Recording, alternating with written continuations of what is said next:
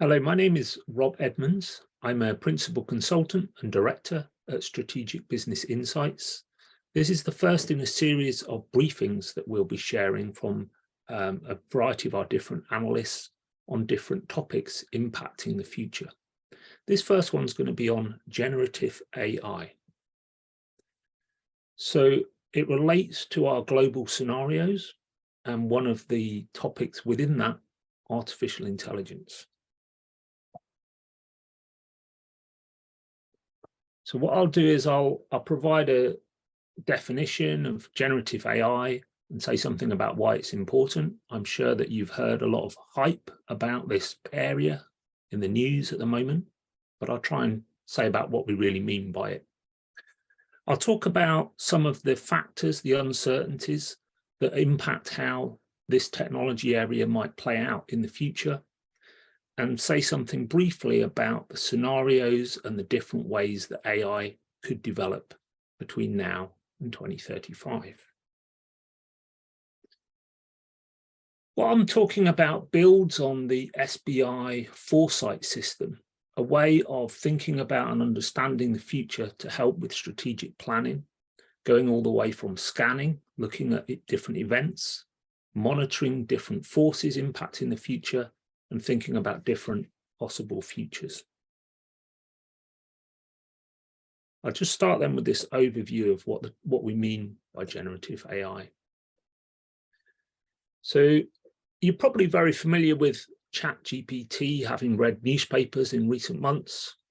So ChatGPT generates text content based on questions, but really generative AI systems in general can create any type of digital content. So it could be images, which is the example shown in the slide here, could be audio, video, could be more complex things like 3D models, formulas, computer code. Really anything you can have as digital content is in scope for generative AI. And like a lot of machine learning systems, these systems work by looking at very large data sets and looking at patterns and features within those data sets.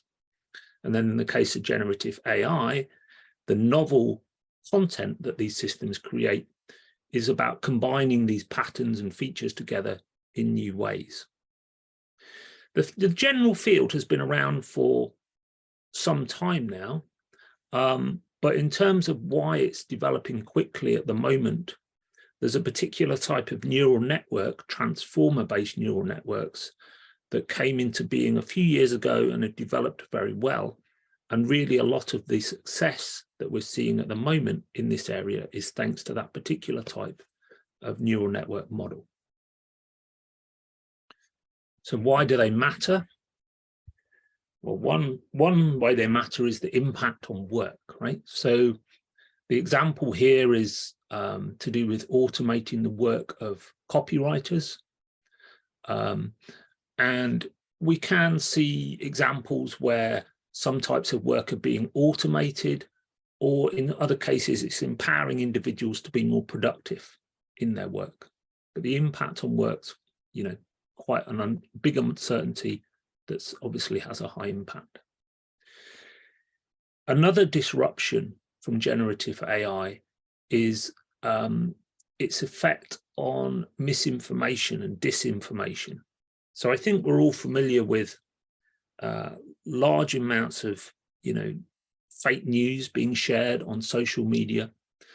But some people would argue that we haven't seen anything yet, because we haven't seen the power of generative AI systems combined with social media flooding these networks with highly believable but false information in order to achieve certain ends. So that's a big concern amongst many people, the impact of that.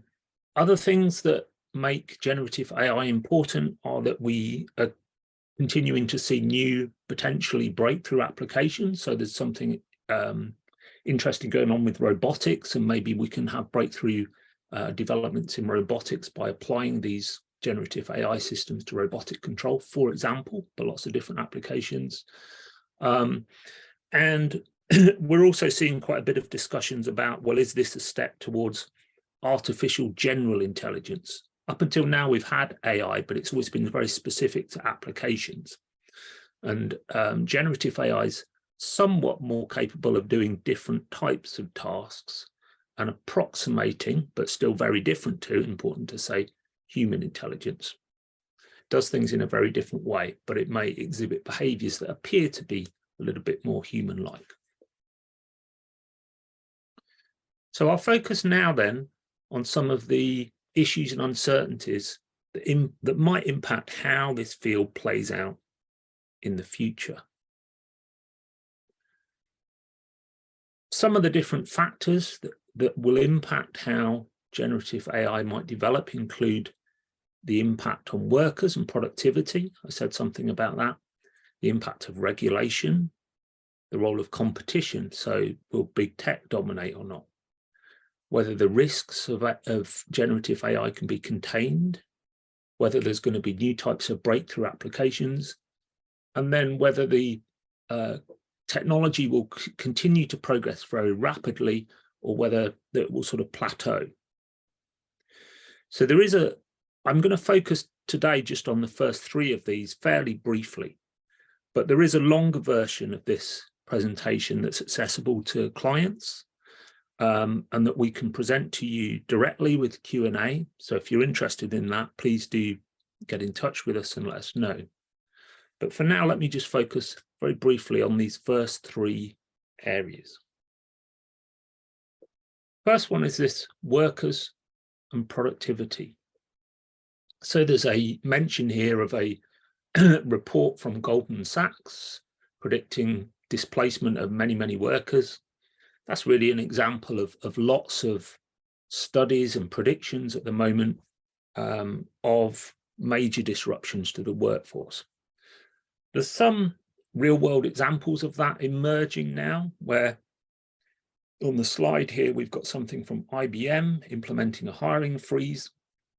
There was another example recently in the UK, BT, a telecoms firm, planning to cut over 40% of its workforce, so quite dramatic cuts over the years ahead for a variety of reasons. But one of the reasons that was cited in its announcement about that was increased use of AI automation, including generative AI.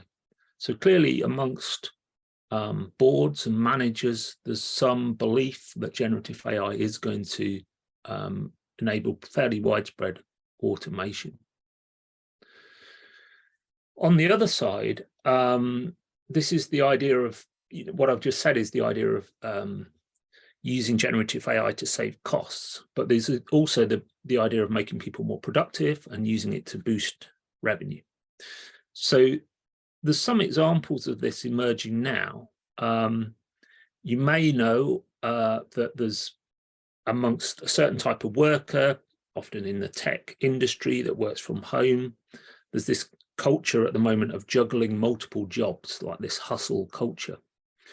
And some of those people that are doing that at the moment off their own back are apparently using generative AI tools to enable them to be much more productive than they otherwise would be.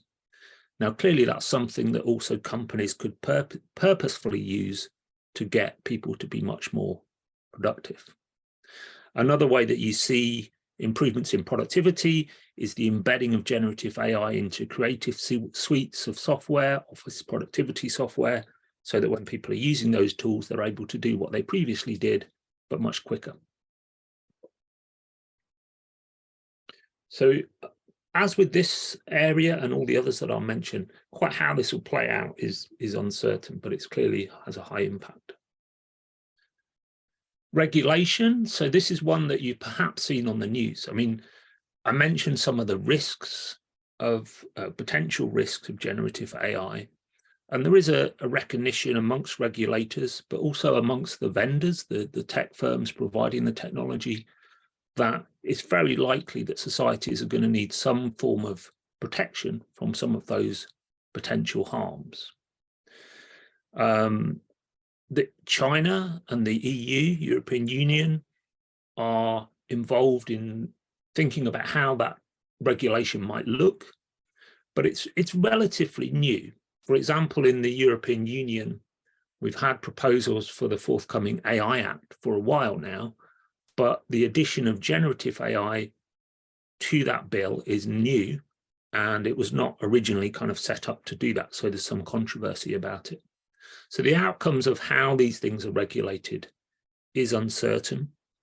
Another aspect of the regulation is copyrighted content. There's been some legal cases of generative AI systems reproducing copyrighted content that they ingested within the data sets that they trained on in things like computer code.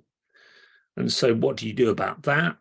There's been some experiments with systems where it makes sure that all the content is, you have the rights to it and it's all properly done. But the capabilities of those systems is not as good. So anyway, there's lots of issues around regulation that will likely impact how the field develops, and quite how it plays out, again, is uncertain.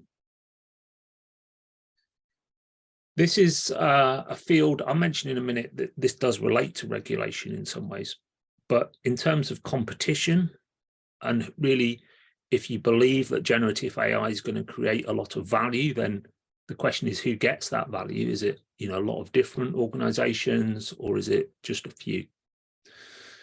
So there's two sides to this argument and two sides to the uncertainty. On the one side, you see a lot of stakeholders, there's various research studies that argue that generative AI is going to advantage big tech firms, because as the term large language models that creates a lot of the generative AI systems suggest, the clue is in the name, right? It's large, and large data models, they require a lot of data, they require a lot of processing power. And so history suggests, or recent history suggests, that the big tech firms benefit the most from that type of system.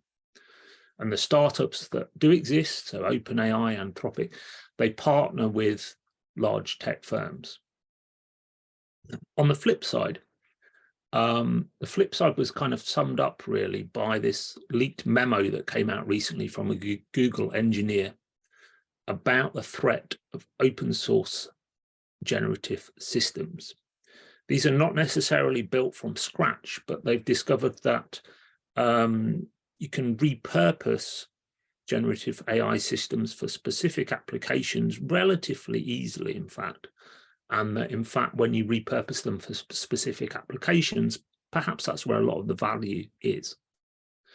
And so the other side is that there may be, or there currently is, in fact, rapid progress in the open source community as well. And if that really does take off, then we could see a much more democratic and shared amongst lots of organizations model for how generative AI develops. The link to regulation is interesting here. You perhaps have seen various calls among the big tech firms and vendors to regulate AI. Now, some would argue that one of the things behind that is that if you start to regulate these models, they become more complex to deliver, because they become a lot of compliance is required and a lot of particular standards need to be met. And that tends to advantage larger firms that have more resources. So that may also impact the competition.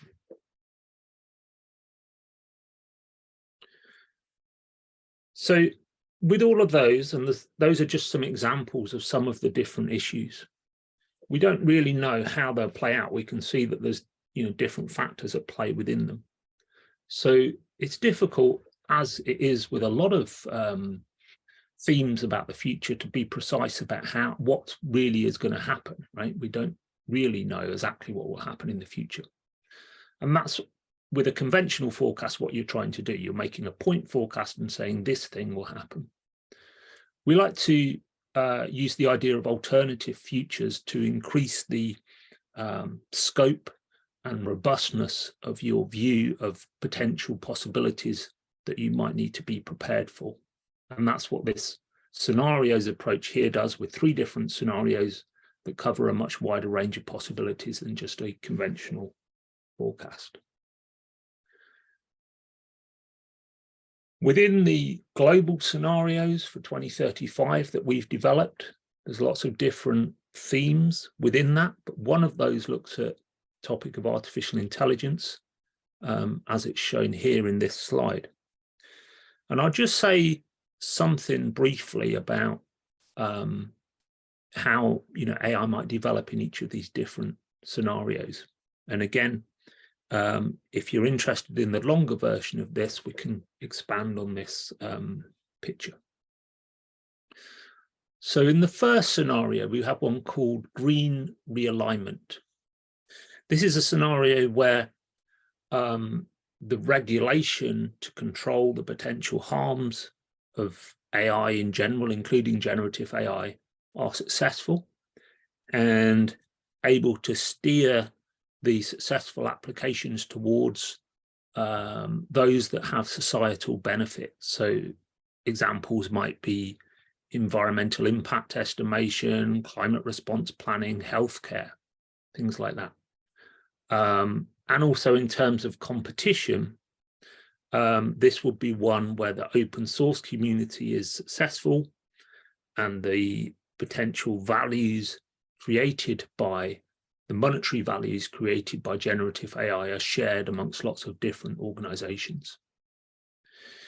In the metaverse world, we see that competition playing out quite differently, where the value is very much concentrated within the big tech firms, and it develops in such a way that their monopolies are enhanced and strengthened. And also in this scenario, we see the evolution of virtual worlds and metaverses hand in hand with generative AI. So generative AI, good at creating lots of digital content. And if you think about it, quite synergistic with that field of virtual worlds, because you're going to need to create a lot of custom worlds for different experiences. So likely develop hand in hand. One issue in this scenario is that some of the problems and unreliabilities around AI, including generative AI, are not resolved. So, for example, at the moment with these generative AI systems, they hallucinate facts quite commonly. So they present things as if they're believable, but they turn out to be false. Now, in this scenario, that issue is not resolved. So although these systems are used reasonably widely, they still create problems, and people need to find workarounds to be able to use them successfully. The final scenario, Dragon's Rise, is different again. So in general, this is one where China rises to dominance in the global economy, but it's also one where there's breakthrough improvements in AI. So if you like, in the green realignment and the metaverse world, the improvements to the AI technology are kind of incremental and expected based on where we are today. But in the Dragon's Rise scenario, there are new breakthroughs. And so this is the one where I mentioned at the start of the presentation today, the idea of artificial general intelligence. This is the scenario where something more akin to that emerges. And then we have breakthrough disruptive applications in a variety of fields: driverless vehicles, healthcare, intelligent digital assistants, and really many, most industries would be impacted by these, quite breakthrough developments. So really, this is the one that's in some ways the most futuristic in terms of the technology for AI. So again, just to remind you that if you're interested in this topic and finding out more about it, do get in touch with us. And otherwise, I thank you for your time and thanks for listening today.